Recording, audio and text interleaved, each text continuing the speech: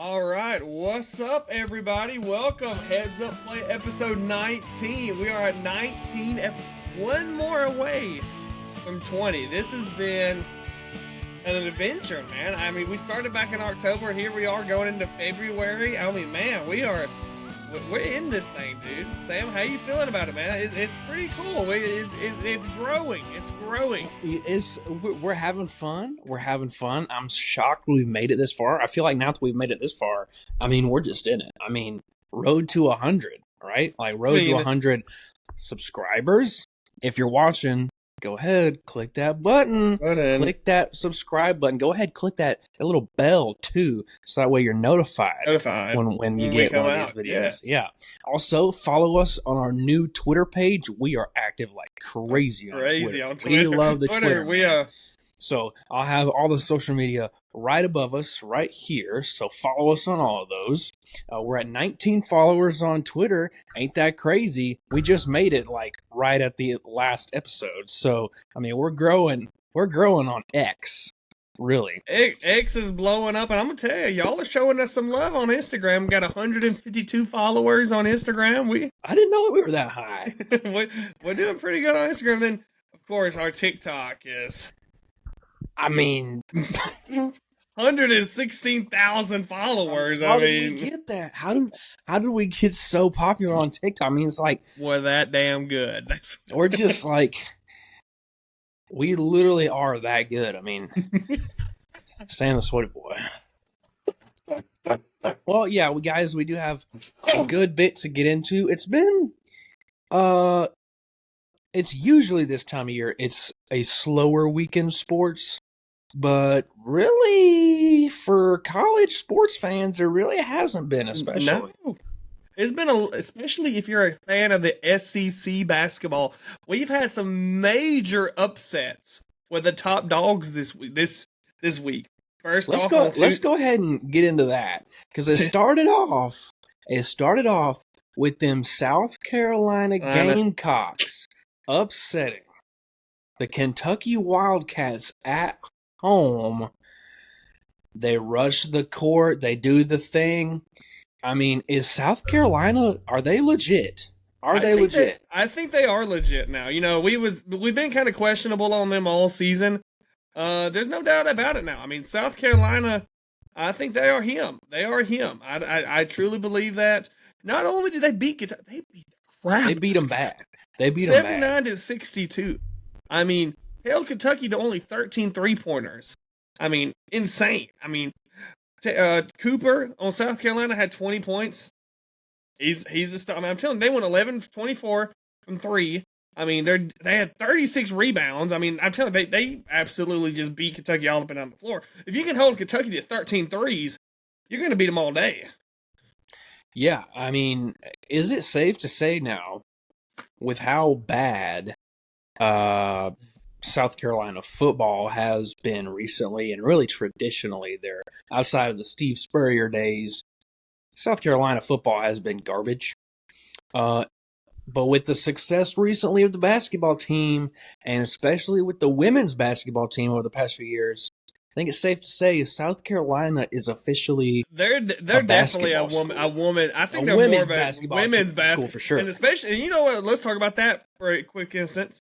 I didn't watch it, but they beat LSU. I mean, they beat the Queen of the South and Kim Mulkey. I mean, they beat LSU. I mean, impressive win. I heard it was a game. I didn't watch. I was traveling yesterday. Yeah, and look, I don't pay too much attention really at all to women's basketball, but even I know Angel Reese and the LSU Tigers have kind of been the talk of the SEC women's basketball world as of the past year or so. So South Carolina to go in there and pull the upset. I mean, good for the Gamecocks. But that wasn't it in terms of men's basketball. Earlier on Saturday, and I believe we talked about it a little bit on the last episode, Alabama goes to Tennessee and gets steamrolled by Dalton connecting them boys. Yeah. Which I kind of figured would happen. I think you probably figured that would happen. But then, come Wednesday night, Alabama the Tide, looking for a big win, looking for one of those big quad one wins. They get in-state rival Auburn coming into Tuscaloosa, into the garbage truck worker convention that really is Coleman Coliseum. Golly, the lights going out. I'm going to tell y'all, I was at a dinner because I travel for work and we had somebody take us out for dinner. And I was like, man, I hate that I'm missing the game. And then I get Texas. You didn't miss really any of it. I didn't miss any of it. I missed maybe 3 of the minutes of the first quarter. And I was like, oh my God. Like, I literally came in when Riley Griffin pushed it to like 20 points, 20-18. I was like, okay. So I didn't miss any of the game. I was like, God's looking out for me. Well, right at that moment, I mean, Alabama, like Auburn was in control of the game up until Alabama tied it there. But yeah, so Auburn comes to town. Alabama takes care of business, pulls the upset against number 8 Auburn, Alabama unranked at the time. But I mean, the story of the game was Rylan Griffin 3 points and the lights going out. So for those that missed it, the Iron Bowl of basketball, which has really become one of the best rivalry. I mean, it's already the best rivalry in college football, but it's becoming one of the best rivalries in college basketball. It's becoming the best one in SEC at least. In the SEC for sure. But the lights. So Janai Broome makes an immediate 3-point shot, and Alabama. And, a lot of the big schools, they'll dim the lights while they're calling out the players and stuff. Well, they still had the lights dim. And even after tip-off, the lights were still dim. Well, Auburn gets the ball. Janai Broome goes, while it's dark and with red lights on, hits an immediate 3. And I'm like, oh, man, is this really how this game is going to go? But I know it's like, wait a minute, the lights aren't turning on. And right after that, everybody else seemed to notice the lights weren't turning on.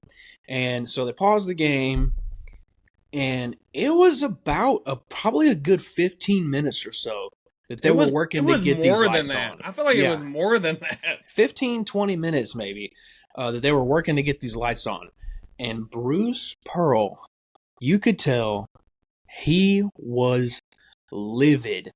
Greg Byrne, the athletic director, had to come and apologize and everything to Bruce as Pearl. He should. As he should. I would understand. You're just taking momentum from the game. That's all it is. But, I've noticed during the game, leading up to the game, and even after the game, there are a lot of Auburn fans that have come out of the woodwork to rag on Coleman Coliseum. And look, I get Coleman Coliseum is not the best basketball venue. It is very old. It's been there pretty much since the inception of Alabama basketball. It's weird, dark lighting in there. It's been known. It's not a good arena. Right. It's not a surprise to anybody. But let's not act like Auburn's arena prior to Neville Arena being built was not probably the worst in the SEC. All right, Neville Arena's only been around for what, 6 years or so? I don't know, somewhere around Not that. long. Not long. Well, so, come on. Should Alabama allocate its resources to probably build a new arena? Yes, I believe they're trying to, but with all the football stuff going on, football runs Alabama. That's what I was about to say. That's what I was about to say. We haven't been good in basketball. We had a couple of years with Anthony Grant. You had 1 year with Avery Johnson. Was it enough to convince the committee, okay, let's build a new stadium? No, it wasn't. It wasn't. I don't know. You saw a lot of, and I've said this before, and we're going to see if Alabama's going to be this, especially with Saban gone. I call Auburn fair weather fans. I do. Because, they are. I feel like Auburn fans, they're very fair, especially when it comes to basketball. You don't hear from them. Before you go any further, all right? So, let it be known here to the Heads Up Play family that you are... I'm a big Alabama basketball fan. You are a massive Alabama basketball fan. I've always been a yes. You despise Auburn basketball in particular. I do. You hate Bruce Pearl with a burning passion. I do. I do not think he's a. I do. I've been there for the good days, and I've been there for the bad days when we had Anthony Grant, and we had Jamichael Green, Trevor Relaford, Trevor Lacey, Levi Randolph, and I've been there for the days with Avery Johnson. We couldn't get nobody after Colin Sexton. I mean, I've seen it all. It was rough, but I just remember when we hired Nate, I was like, man, we got this dude from Buffalo. But I'll just tell you, this Auburn team, man, they're good. I definitely think this is the second. I think this team is better than the Jabari Smith team. I think this is the Are you sure? I feel like they are a little unproven. I mean, they still don't have a quad one win. I mean, Alabama just got a quad one win as Oregon recently. Just let me pull up that Auburn team. I'm telling you, that Auburn team. If you remember, I was telling you all year I thought they were overhyped. They didn't play nobody. Look, I think this Auburn team is great. And I originally ranked them as being the best team in the nation, or not in the nation, but in the SEC when we were talking about it in the last episode when we were re-ranking our SEC teams. But I think Tennessee now has proven they're the best. They are the team to beat in the SEC. Auburn probably number 2, but and look, Alabama's probably going to get steamrolled when they go to Noble Arena. Let's keep that in mind. It's going to happen. It's going to happen. It's inevitable. I will say the referees the game were terrible. They were terrible. Alabama executed on that. So did Auburn. It was pretty dirty both ways. And then about 5 minutes left, they kind of started calling everything under the sun, made the game last as long as they could. Bama they just executed better than Auburn. Auburn could not shoot the 3. And Bama, they was lacking because the second scorer, Aaron Estrada, threw a goose egg. It was a good game, considering that you had both Holloway and then Estrada for Alabama do absolutely nothing. Me and Estrada had the same amount of points against Auburn. Well, and it was the Grant Nelson coming out party in the second half. He really showed out. He's been kind of ridiculed a lot. Many people thought Grant Nelson for Alabama would be what Dalton Connect is being for Tennessee. Yeah. So he really hadn't lived up to that, and it's not quite fair. I mean, he's coming from North Dakota State or somewhere. North Dakota State. I mean, he was a stud over there. Grant Nelson wasn't the one putting expectations into Alabama's heads that he was going to be some, crazy white boy who can shoot like crazy. That's Alabama fans putting that in their own heads, right? But I will say, Nate Oates, he simply just flat out outcoached Bruce Pearl. He's now 6-3 against Bruce Pearl. He's 6-3 against Bruce Pearl. I mean, I heard somebody on Paul Feinbaum yesterday goes, well, Paul, do you think they're getting time to fear the thumb in Auburn against Nate Oates? I was like, I love it. I mean, look, going back to what Sam said, I truly do. I do hate Auburn basketball. And because I still remember that team. I know they did it the other night, and I hated that. Because they didn't do it last year. But the Crane, because I know what's going to happen. They're going to beat us in Neville, and then they're going to do it on us, and it's just going to tick me off. That's so dumb, though. It's like Alabama hasn't done the Crane in anything in 2 years. That's what I'm saying. I don't know why. Because if we was going to do it, we should have done it last year when we beat them twice and beat them at their stadium. Then we should have done it. Mm-hmm. Why are we doing it at I don't know, but I hate Auburn. I hate Bruce Pearl. I've said on here multiple times, I think Bruce Pearl is a good motivator. I don't think he's an X's and O's guy. And I mean, that's evident.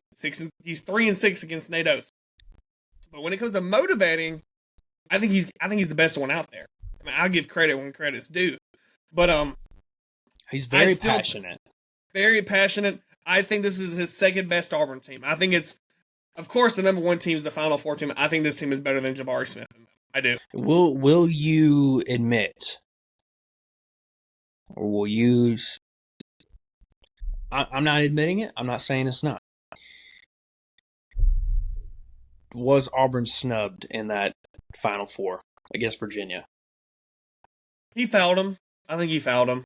I think it was a foul. I'm not trying to say that I played basketball. I love basketball. I mean, out of me, you, and J-Dub, he's still studying. He wishes he could be back on it. He misses you guys.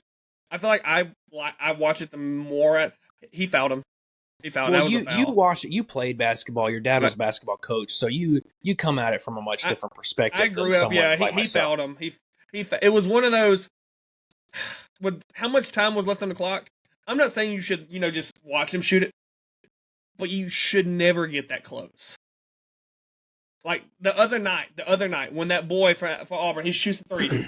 By the way, that was a foul. He kicked his legs out. Even Jay Williams, tennis match, Jay Williams even said that was a foul on him.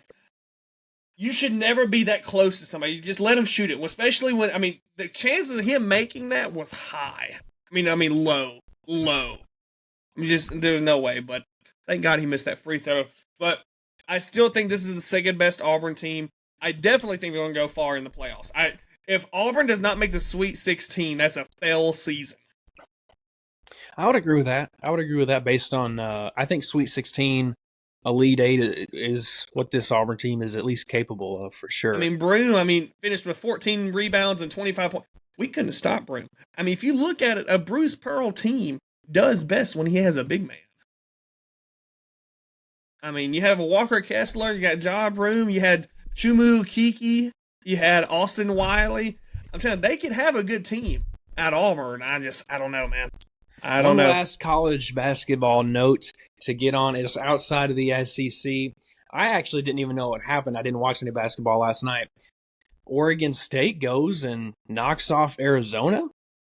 I've been big on Arizona all year. If you remember, I told you that was a team I thought, I kind of kept up with them a little bit because they have Alabama transfer Jaden Bradley. Mm-hmm. At Arizona, you got Caleb Love out there. I'm a little shocked. There's been a lot of upsets. This year, it's kind of, it's always hard to see who's going to win March Madness now, of course. But, there's been a lot of upsets this year. It's so hard in college basketball to lose, to have an undefeated season, right?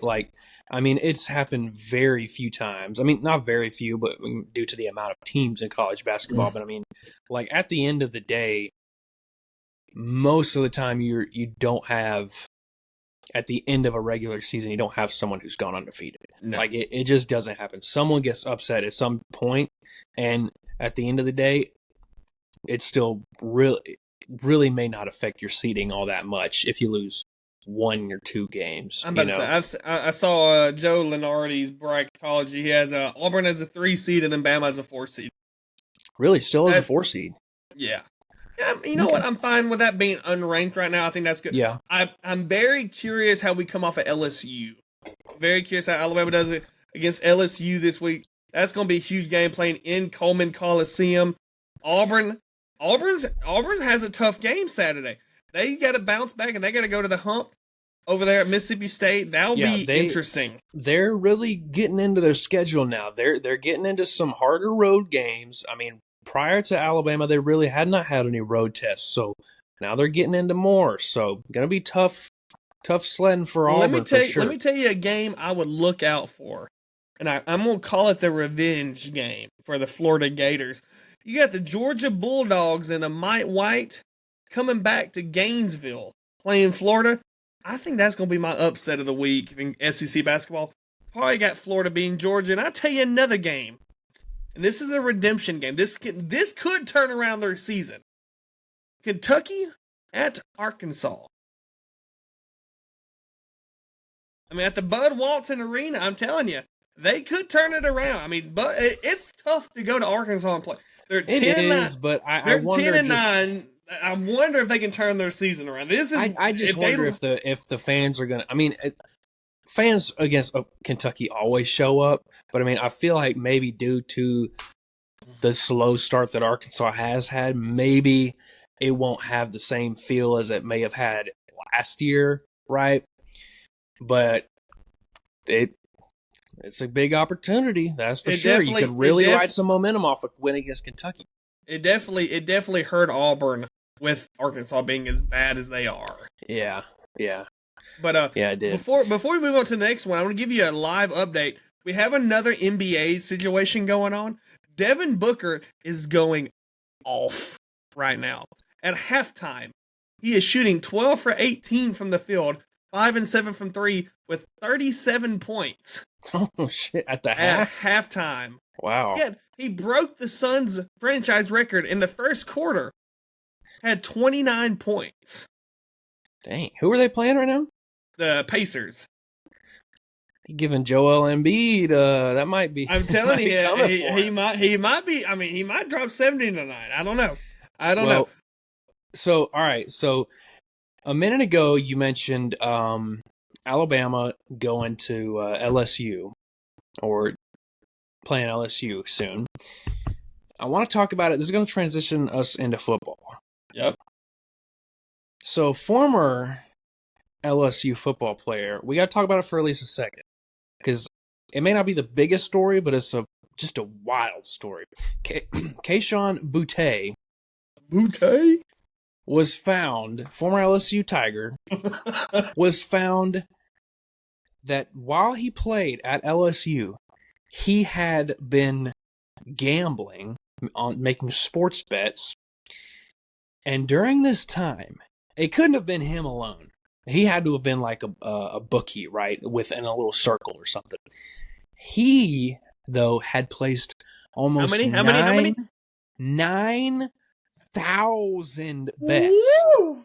How do you 9,000 in a year? Some people call that an addiction, but I just call that being competitive.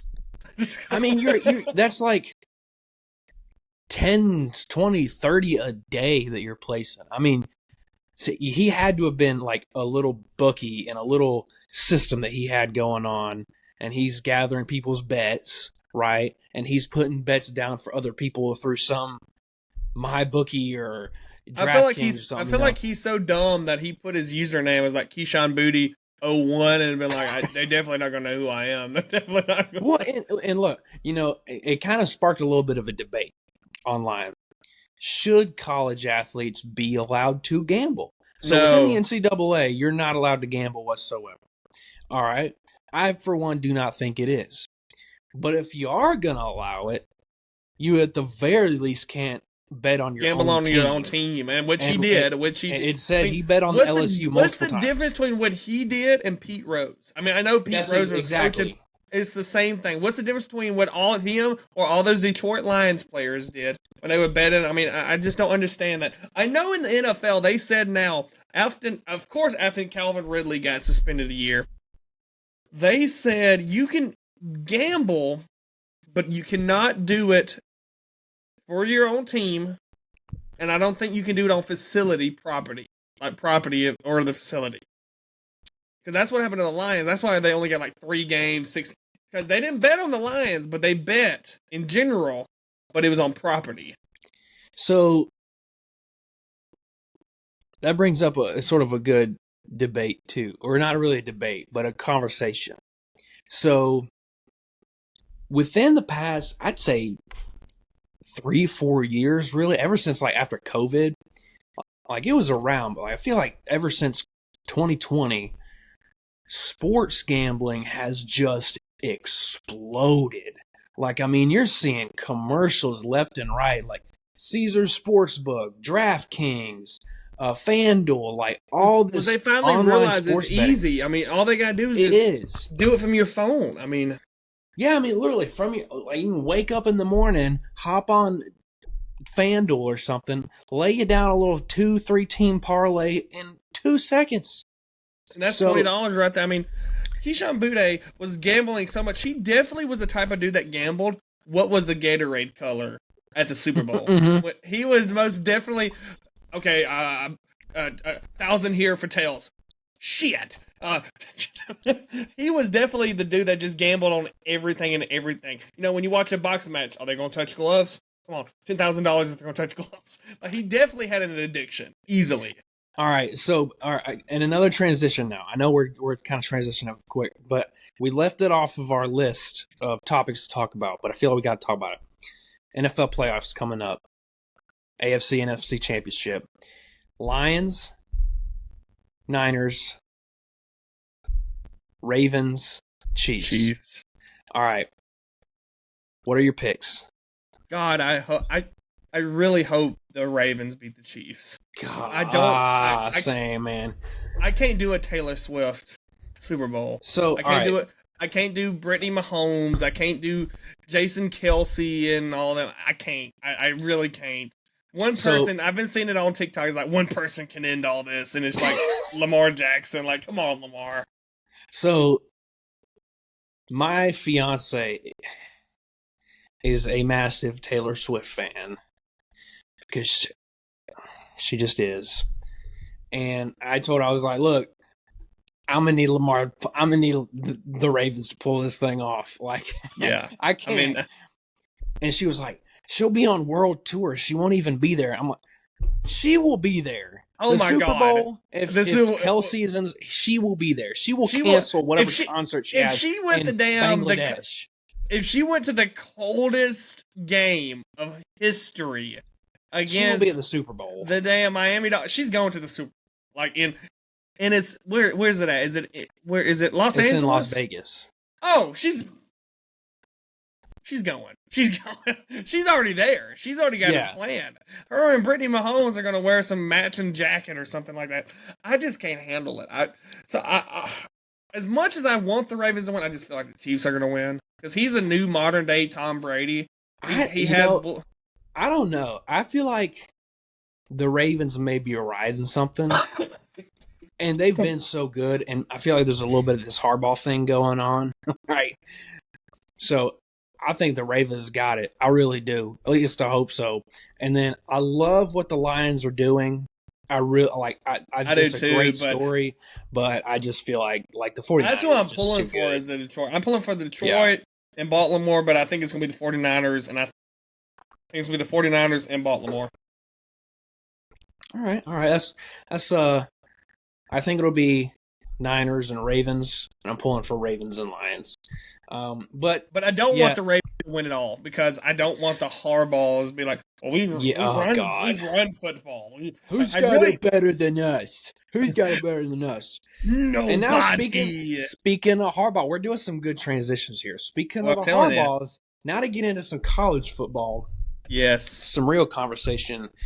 The man, Jim Harbaugh, has officially been announced as the new head coach of the Los Angeles Chargers. It was expected. I expected it. I figured he would go to the NFL and likely to the Chargers. He played for the Chargers. So we're going to talk about we're going to give our ratings. Yeah, we're going to give our ratings on college football. We'll give our ratings, and I'll tell you, I'm not the happiest about this hire. We will talk about the NFL hires once it's completed. We have, I want to say, the Commanders. There might be one more job left. I want to say maybe two, but one job at least left. I know that. But the college coaching carousel is now about wrapped. Done, it's unless done, something crazy happens. Yeah, because but I forgot where I was going with Harbaugh. Well, his replacement. Let me ask you this: was it a cheap cop out for Harbaugh? Yes. I think so too. I think so too. I mean, dude. If you're gonna do it, I guess do it after you just won the national championship. But it does make you kind of look a little weak. So my thing is Saban just left. Why would you? I mean, it kind of reminds me when Urban Meyer. When Saban came to Florida, when Saban came to Alabama and Urban Meyer was at Florida, he kind of got scared. I'll say, it was health reasons. I don't believe that because he came back 2 years later. It's kind of like when Lincoln Riley found out Oklahoma was going to the SEC and he looked at the USC, and then USC is now going to the Big Ten. I think this is what happened to Harbaugh. I think he had all this stuff going on, of course, with Connor Stallions, and I think that it truly scared him getting. Not Washington, not USC, not UCLA. It scared him that Oregon was coming. Because I'm going to tell you, Oregon, I've been talking with a different kind of people at work and my parents. I think Oregon's going to win the Big Ten next year. I think they're going to win the Big Ten next year.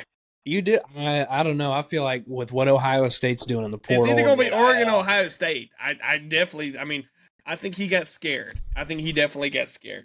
But I don't know if he got scared. I just feel like a little bit of scared. Maybe a little bit scared. Of he's trying. Maybe it was he didn't want to go like. win the national championship, then be there another 5 years, and the program go downhill from then. Like I get, he probably wanted to go out on top and being a little scared. But it's like, okay, you just won the national championship, but those are a lot of older players who are now going to the draft or graduating. And now look at what Ohio State's doing. It's like, there's been a lot of rumors. Is he going to pick? I mean, the Chargers have the 5th pick. There's been a lot of rumors. Is he going? And I've seen a mock, and I personally like it. They're saying, are they going to pick J.J. McCarthy at the 5th pick, and then trade Justin Herbert? I've seen him as high as 15. I've saw where they might pick him at 5, and then trade Justin Herbert to the Atlanta Falcons for the 8th pick. And I thought, Herbert for the 8th pick? Yeah, that's not bad. That's not bad at all. I would not even doubt a second. But, all right, though. But about an hour ago, came out that the replacement, it was expected the whole time that the replacement for Jim Harbaugh at Michigan would be offensive coordinator Sharon Moore, who, and it was expected because he filled in, for those really six games, yeah, that Harbaugh was out. Remember at the beginning of the season due to the hamburger scandal, and he coached the end of the year. I mean, he coached at the end of the year when he was suspended. So, I'm gonna be honest though. I don't think it's a good hire. I'm gonna have to rate this like a D. I give it a C. To be honest. I don't think he's going to be able to recruit. I don't know. I don't like it. I feel like Michigan. I don't. I feel like all this was Michigan saw what happened with Alabama when Nick Saban retired, and they saw all those players go to the portal, and they said, we have to do whatever we have to do to keep these players. And they put that at the forefront and put the ability of the actual coach in the back burner. Sharon Moore, he might be a slam dunk hire. He may be fantastic. But he was the offensive coordinator at Michigan. This was a good Michigan offense. I mean, Blake Corum was fantastic at running back. J.J. McCarthy was a good quarterback. But were we really blown away by their offense? No, it was their defense that led that team. And he doesn't have any prior head coaching experience. You are Michigan. You claim to be up at the upper echelon with Alabama and Ohio State. You are Michigan, and you're going to go out and get a guy who just to keep the roster together. You don't know how well of a coach he's actually going to be. He did well filling in for Harbaugh, but like some of those games he struggled against. Remember Maryland? That was a struggle win. It's going to be rough because it's reported that the Michigan defensive coordinator is going to follow Harbaugh to the NFL. So. You're going to see a whole new Michigan team. You're going to see a whole new Michigan team. I think Michigan's going to take a big step back next year. I really do. Especially, like I said, with Washington coming in, USC. Don't expect – I mean, I'm not saying USC is going to win the Big Ten, but don't expect Lincoln Riley to be 7-5 again next year. Just don't expect that. It wouldn't have happened just due to they want to keep the roster together and they like Sharon Moore. But if I was Michigan's athletic director, I really would have at least made a phone call to Brian Kelly. Kelly, he probably wouldn't have taken it because he's kind of said like LSU was like the end of the line for him. But I would have given him a call. I would have made a call. You at least. Next job I want to get into, and we're gonna go over all football Power 5 jobs. Not Power 5, but just on this list. We have San Jose State. We're replacing Brent Brannon with Navy's longtime coach. He got fired from Navy a couple years ago. He was at UCLA as the tight ends coach. I'm going to butcher his last name. He's Hawaii. Ken Nutelele. You know who I'm talking about. He's been at Navy forever. I do know who you're talking about. I think that's a watched good much Navy football, but I think that's an okay hire for. I give it a C+. I'll go right there. C+. Buffalo, they have to replace Marquise Lindquist because he went to Alabama to be the co-DC and the cornerbacks coach. He got replaced with Pete Limbo, South Carolina special teams coordinator. That's Is that a downgrade for Pete Limbo? Let me ask you. With him being at a Power 5 as a coordinator, but as a special head coach, teams coordinator, like that's not at South Carolina. I would say Buffalo as a head coach is a step up. I'd give it a C+. Yeah, Marquise Lindquist was about to get fired. I think. I mean, he he went was. 3-9 this year. I think he made a smart move. I think it was smart moves on both sides. Next, you have South Alabama. Kane Womack went obviously to Alabama to be the DC, and he was replaced. And I think this was a great hire. Major Applewhite, who was previously the offensive coordinator at South Alabama. The players all over social media were keep Applewhite, keep Applewhite. They just posted the color white and then the apple. They really wanted Applewhite. I think it's going to be a good hire. I'd give it a B. Yeah, I like a B. I think it's an okay hire for South Alabama. I mean, Major Applewhite is kind of for South Alabama actually kind of a big name. I mean, when we got him as the OC, I was shocked. I was like, whoa, like been used to be the OC at Alabama, Texas, you know, OC head at coach Alabama. Houston. I mean, yeah. So I mean, he has head coaching experience. He was not terrible at Houston. I'll give it a B, maybe even a B plus. I will say though, South Alabama, I feel like they're going to go back to those 6-6 type seasons under Major Applewhite. It's just, and I feel like that's a good job to have though, because because your expectations are not high. Only reason why I feel like Campbell's was high, you know, he was before Kane, guys, because Troy, really, you just got to, it's kind of like Alabama. You got to compete with Auburn. With South Alabama, you got to compete with Troy. And we're going to get into Troy because they got a new head coach as well. Next, and this is the Nick Saban. Mind you, all these coaches are the Nick Saban effect. These are all Nick Saban ripples. Brett Brennan replacing Jed Fish at Arizona. Brett Brennan came from San Jose State as the head coach. I'll be honest. I think this is a D+. I think this was an awful hire for Arizona. They had a really great, I mean, it's rare to see Arizona being great. And I mean, they had a 10-win season, I think.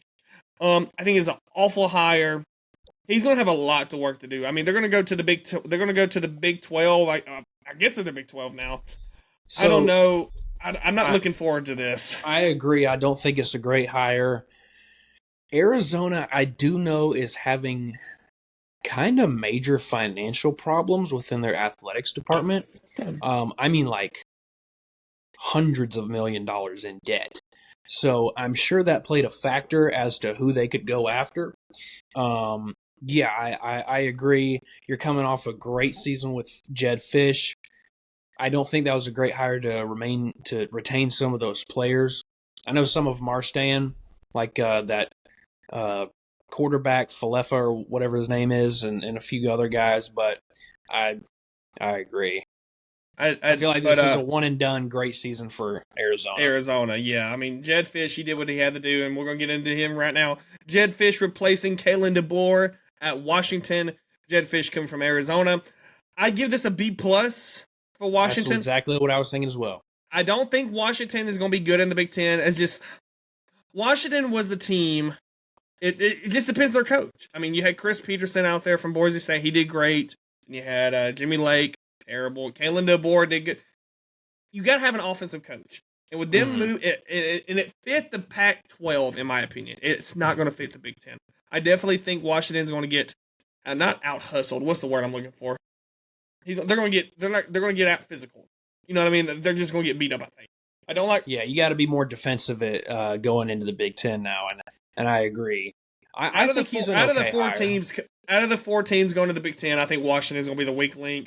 But I think it's a good hire. I mean, it's going to be a transition time. I don't think he'll last there, but I give it a B+. I agree. You know, I really was thinking that he might be holding out for Florida because he's a Florida guy. He played under Steve Spurrier for the Gators, and it's very, very, very likely that Billy Napier may not even make it to the end of this upcoming season.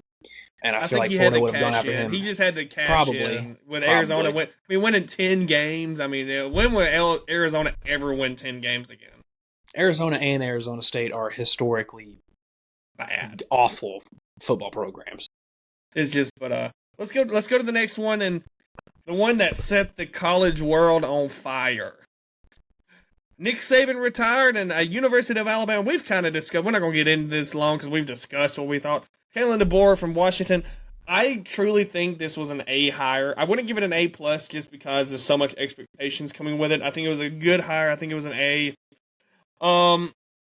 of course, he's bouncing back. He got 5-star wide receiver Ryan Williams to sign back. He got the edge rusher that committed to Washington to flip to Alabama. I think we'll be fine with Alabama being with Kalen DeBoer. You just got to give him time. You got to give him time. Be patient. I would say that it's an A higher. But I'd probably go like an A minus. I'd go like an A minus. Oh no, I was going the opposite way. I would say it's an A, but with what I've seen the past few days, really the past week in general, with the staff that he's been able to put together and some of the players that he's been able to get out of the portal from Washington and some other places, and some of the recruits that he's been able to keep and pick up, you give him like A+? Ryan Williams. I think I am gonna have to give him an A+. Now the expectations are very high, and he may not end up meeting that. But that's not really his fault. I mean, I think Kalen DeBoer is an A+ hire no matter where he goes. It's just Alabama's expectations may be so high that he just may not be able to meet that. That's why you know what, my final grade A. I definitely, that's my thing. It's just it's gonna be so hot to reach. But it's like, so in that case, like, that just means Alabama could never really get an A+ hire. No, nobody's ever gonna be an A. It'll be years. Well, we'd have to go through the dark age, and I don't want us to, but we'd have to go through the dark ages to get A+. Alabama's had 2 A+ hires in its history, and Bear Bryant and Nick Saban. Yeah. But I mean, just right now, it just depends. Alabama was in dark spots when they hired both of those guys. Not so much this time. Next one. At the time, we thought it was the biggest job opening. Texas A&M, they replaced Jimbo Fisher, finally fired him. You know, for a minute there, that's all we talked about every week was like, is this Jimbo's week? And my God, it was Jimbo's week. Mike Elko from the University of Duke jumping on over to Texas A&M. I would give this a B. I think it's a good hire. There's another coach in the SEC we'll get into. I think it's a worse hire. I definitely think it's going to be a lot of problems, especially when you have an Oklahoma and Texas join the SEC. But I really like what he did at Duke. I think he can progress players. I mean, he had Duke, a basketball school. We're talking about basketball school. They're a basketball school. They had them looking good. I'd give it a B. I'll go B minus. I like Mike Elko. I do like what he did for Duke. I mean, to take Duke and have the season that they did, I mean, that's a tough place to win. I mean, that's like winning it. That's like what James Franklin did at Vanderbilt, you know. So, I mean, I do think he is a good coach. I have some questions about the recruiting. Texas is a very competitive state to recruit in.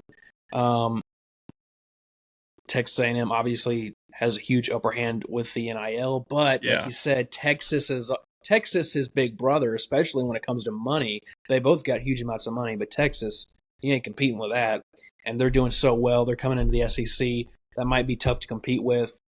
I look at a Mike Elko hire and I say, it's good. It's a good hire. It is. But I don't see more than maybe a 9-3 season being their best, you know, within, let's just say, a 5-year span. Yeah, I agree. All right, now this next one I'm going to get into. I'm going to tell you, I definitely think is probably going to be my highest one I'm going to give out. I think this next one's an A+ hire. Jonathan Smith from Oregon State going to Michigan State. I think that was the best match. I mean, besides DeBoer, of course, but I think that's an A+ hire. I mean, what he was able to do at Oregon State, I mean, he fixed DJ Uiagalelei, whatever his name is. Uiagalelei, yeah. I mean, how is he still eligible right now? I have no clue. He's about to start for Florida State.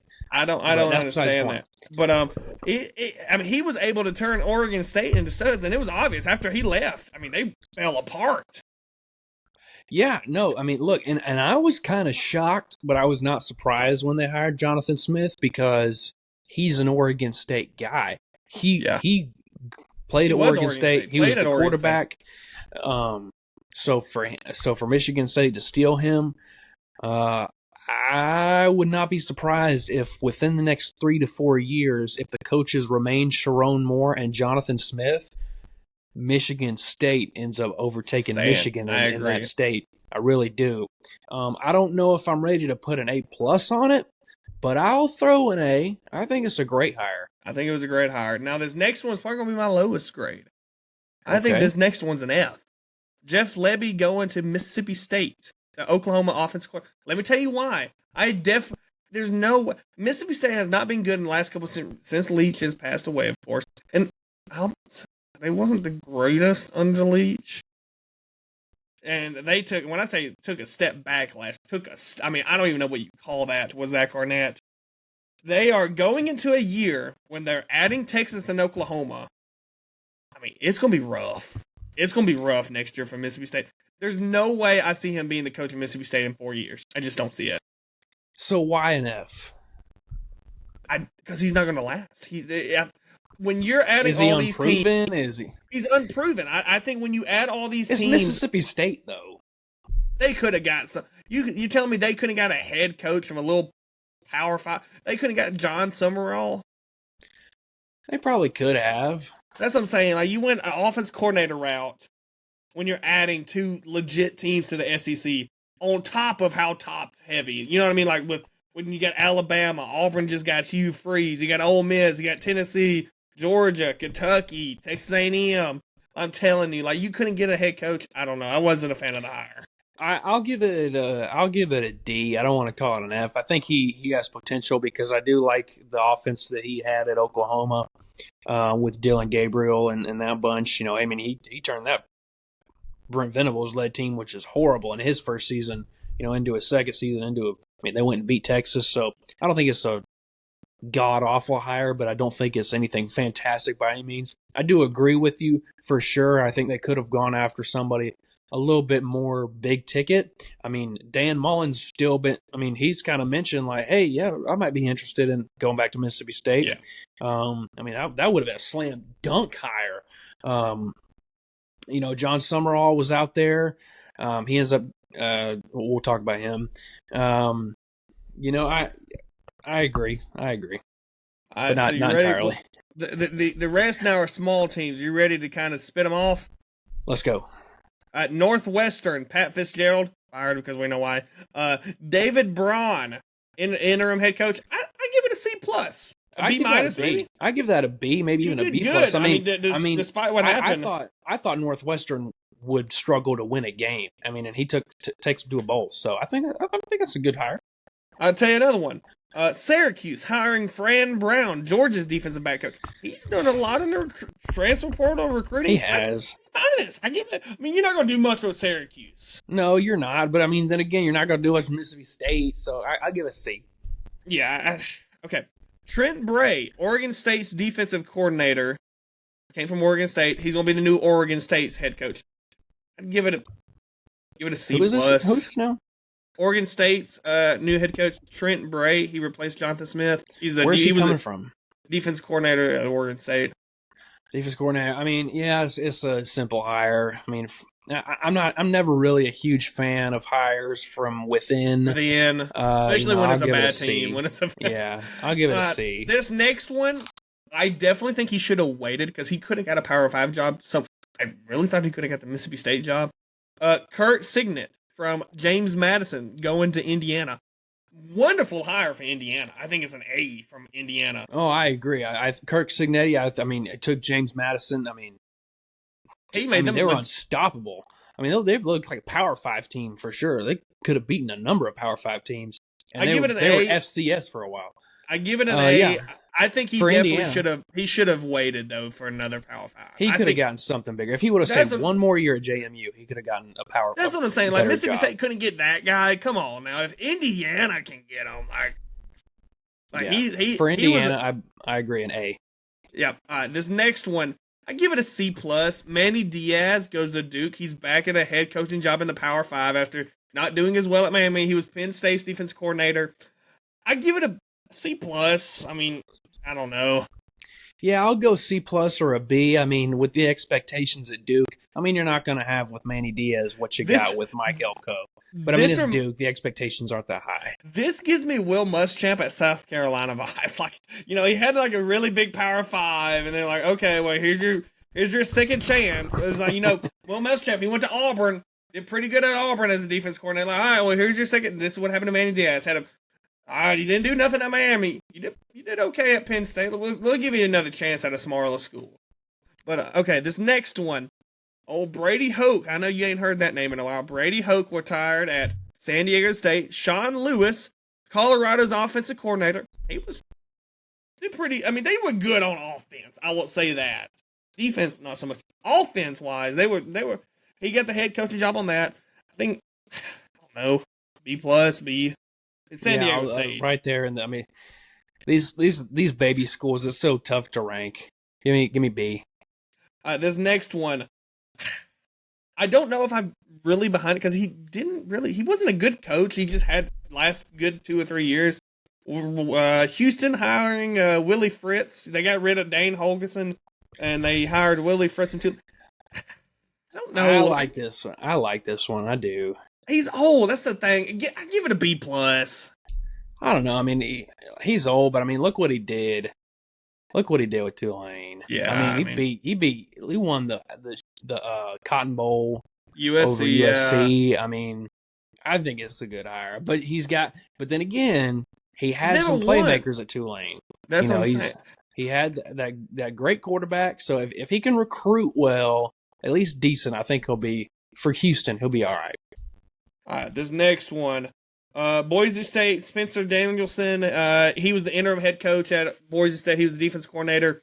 Give it a B. I mean, Boise State's not Boise State like they used to be. I'll go C. Yeah, Boise State. I mean, the Chris Peterson days, the Brian Larson days are over. I won't be honest with you. This next one, I've never heard of this dude name in my life. Scott Weldon from Austin P being the new head coach at Yept. UTEP. Where? Yept. What? University of Texas, El Paso. Why is this on the list? Why is this on the list? UTEP. I mean, Yep. Man, they give it an A minus. I don't even know who the hell this dude is. Like, I give it an A. If they sure. You know, I wonder that the coach of UTSA. I'm surprised he has a guy. I forgot what his name was. But he was in talks to go to A&M. He did. I mean, him and old boy from Texas State. There'll be another one. Let's go to this next one. I don't like it, to be honest, but I mean, it's a Sun Belt team. ULM getting Brian Vincent. Only reason why we know who he is because he was UAB's head coach when Bill Clark retired in August, so he kind of just got the job. He was a New Mexico's offense coordinator. Of course, New Mexico beat Auburn and all that. They finally fired Terry Bowden. Terry Bowden's only been in football as long as he's been just because of his last name. That's the only reason why he's been employed. I give this like a B minus, C plus. Right there with you. I think we're in agreement for a lot of these, aside from the big ticket schools. I'm gonna tell you now. This next one, I'm gonna give this one an A plus. I'm gonna give this next one an A plus. Middle Tennessee State hiring Derek Mason from Vanderbilt. I don't know about an A plus. I mean, Derek he was Mason. good. He was for Vandy.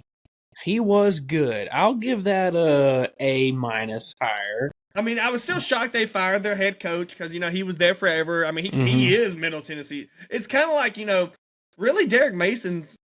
I'm not saying he's on the stock still is on the same level as Nick Saban, but you got to think he's been the only head coach since they've been Division I, and he's won all these bowl games. Like, Derek Mason has a lot of shoes to fill going to Middle Tennessee State. But let's go to this next one.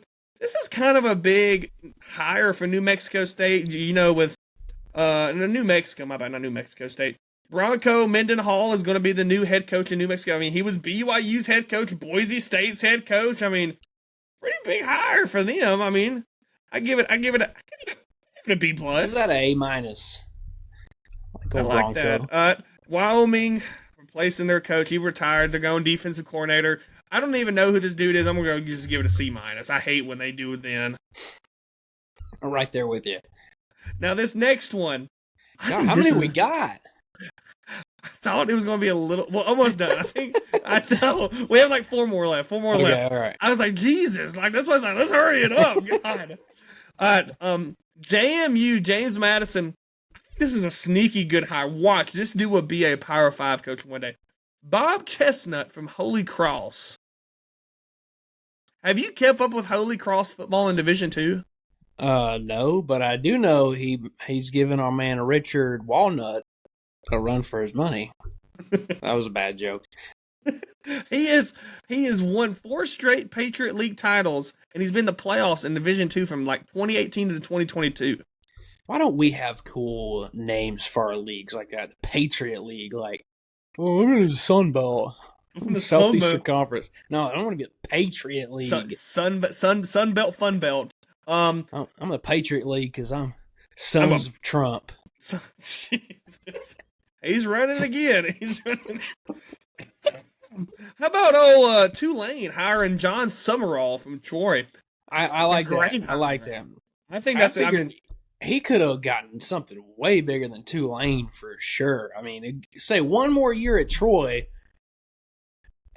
You could. I definitely think if he succeeds at Tulane, he'll jump to a Power 5 after this. All right, so we're gonna go to Troy. I think this was an awful hire by Troy. Jared Parker, Notre Dame's offensive coordinator. That was awful. That was an awful. Jesus, I give it like a C, maybe a C minus. You know, he did okay with Sam Hartman, but I mean, like Sam Hartman's going to be good with anybody. Like, this definitely gives me Chip. This definitely gives me when Chip Lindsey went to go be the head coach at Troy. Like, this is just. I remember that. I don't know. Yeah, I'm not going to continue. It's Jeff Choate at Nevada, and then it's Tony Sanchez at New Mexico State because Jerry Kill stepped down again for health issues. My God. Poor Jerry Kill. He's never. Where did he just go? He went to Vanderbilt to be like an assistant coach. So I guess he's fine now. Well, all right. That's our coaching carousel ratings. Oh, the carousel! I'm sick. I'm sick. When you include all of those group of 5 teams, like, man, you forget about just how many coaches get fired and retired. You really crap. No, I mean, it's crazy to think. But a question of the day. We kind of have 2 questions of the day. Give me your top 3 fast food cheeseburger places.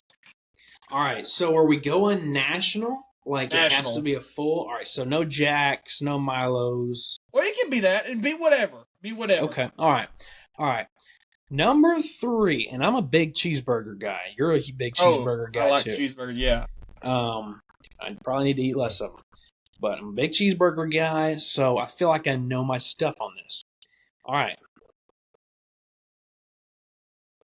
Number 3, I used to hate it. I really did. I used to hate this place when I was a teenager. Got to college, found one particular burger that I like, and it is fantastic. Number 3, I'm going Burger King. Oh, yes. Woo! I hated Burger King. Everything about, like, the chicken nuggets are bad. I love Burger King. But I, one time, went to a Burger King, and I tried their Bacon King burger. And I bit into that thing, and I about flew out of my chair. Oh, that thing is good, man. I love it. Oh, boy, let me tell you. And it is. That is a fat old burger. And they don't hold back on the bacon. They do not. No, they do not. That's what I like about it. They don't hold back on the bacon. So, for that burger alone, I'm putting Burger King at number 3. Now, I'll eat like a Whopper or something, but like, they're not that good. All right, number 2. And I would put like a Jack's burger, especially Jack's bacon burger, on this list, but for sake of maybe people watching who don't know about Jack's, it's only a really localized, really just an Alabama thing. It's an Alabama, and northern Alabama, not even an Alabama thing. It's just right. So I would put Jack's number 1, but for the sake of people knowing what we're talking about, number 2, I'm gonna go with Wendy's. All right. Love me a Wendy's burger, especially going off the bacon thing. I love a bacon burger. Give me that Baconator any day of the week. I even I'll put the Baconator up near my face, and I'll grab one of them fries and I'll swipe it across, get some of that ketchup. I know we're getting detailed here. That ketchup with the mayo. Oh yeah. Yes. I had the good. I ate at Wendy's on my way home yesterday, and I had the pub burger, like the pretzel pub Baconator. Oh yeah. Oh. Is it good? I feel like it's probably a little chewy though with that No. pretzel bun. No, okay. It was good. I gotta try that. I cut you off. No, you're good. You're good. Number one, and I had, it took a while for it to enter my life because it wasn't in the South for a long time. It was always a northern thing, a Midwestern thing. But one day, it came down to the South, and they opened one in Foley, Alabama. I know what it's going to be.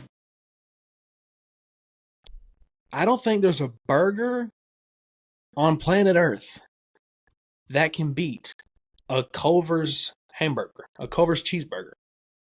I mean, it is heavy. I might go get one. That might be my dinner tonight. Go and get me a Culver's burger. Like, I mean, it's a butter burger. They cook it on a griddle. Throw some butter. Oh my God. I'm getting so hungry. I'm going to go Culver's number one. Nice. That's my top 3 burger places. Okay. I feel bad because I love Burger King. Like, when I tell you I love Burger King, like, that's my number 4. And I love Burger King. These 3 places, I love them to death. 3, I'm going to go Whataburger. You like Whataburger? I love Whataburger. All right, here's my thing with Whataburger, and not to cut you off, but we're having a discussion here. Yeah. I like a Whataburger burger, right? And, I spent a lot of time in Texas. Whataburger is a Texas thing. I just think it's a little overrated. I really do. I get the burger, and it feels like the burger has been sitting out. It's never warm, and like it's very mustardy. I feel like, but that's me with the Whataburger. You got to realize this whole work trip I just on. I had cheeseburgers for like lunch every day. I had a Whataburger bacon cheeseburger. Oh my God! I will say Whataburger does give some points because they're open 24/7. I mean, they got some good biscuits. I'll give that, but this is not a biscuit right now. I'll tell you what, man. Working late nights and all that. When I'd get off work at the Hangout, you want to give me a Whataburger? Oh boy, let me tell you, that hit different. Number 2 is probably the most expensive burger in the game, but it's worth it.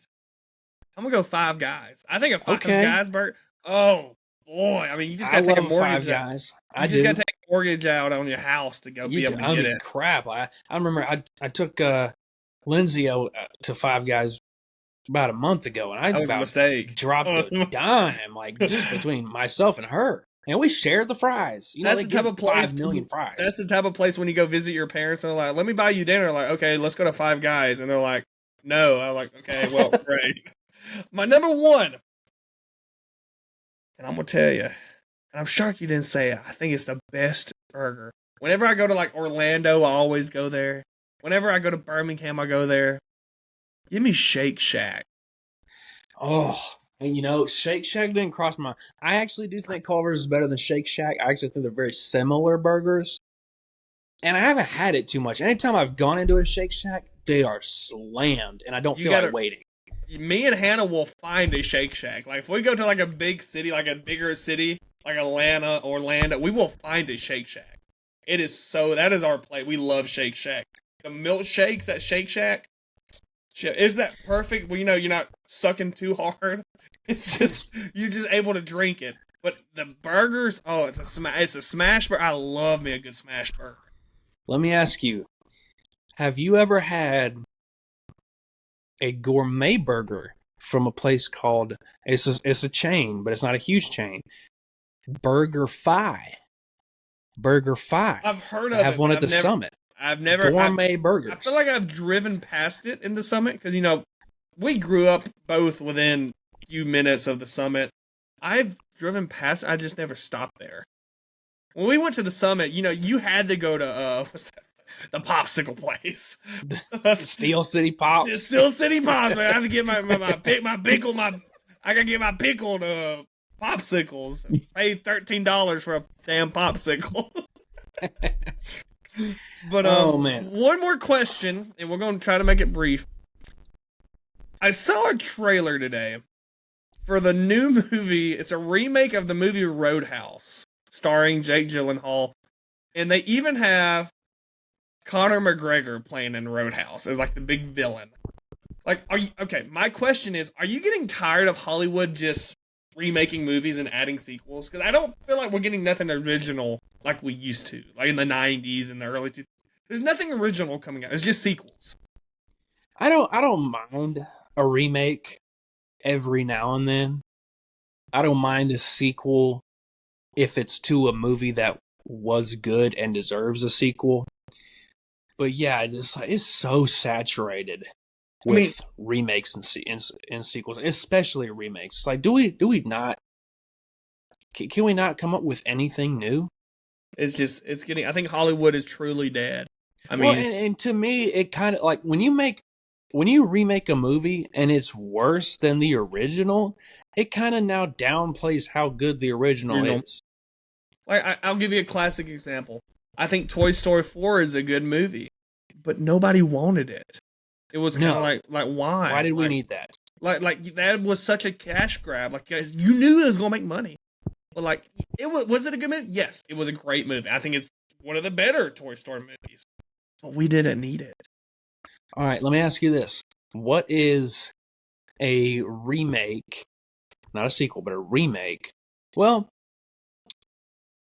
let me rephrase. It kind of falls in line. A remake or a sequel that you do think was good.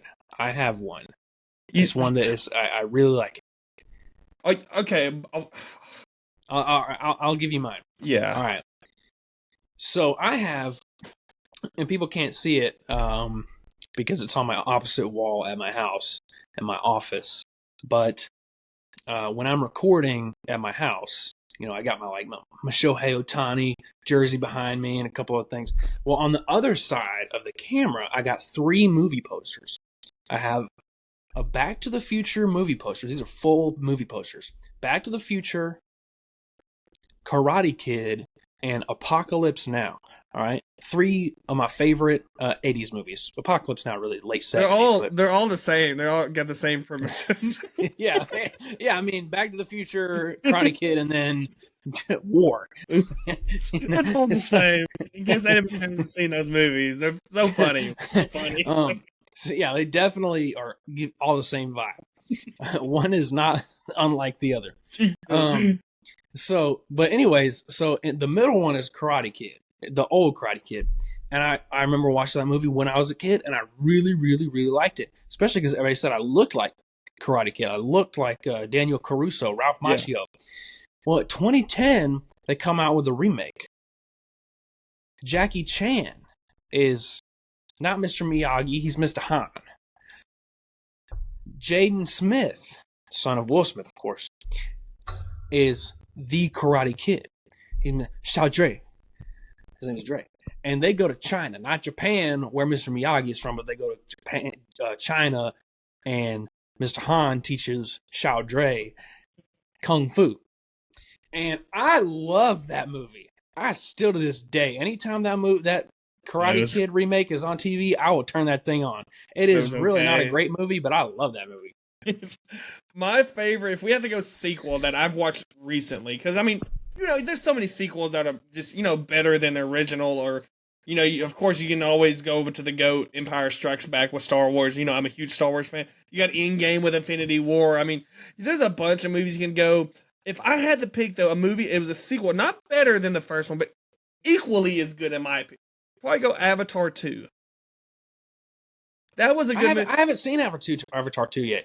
And to be honest, I really didn't like the first Avatar all that much. I didn't like the first one either. So I watched the sequel and I was like, I wanted to try it.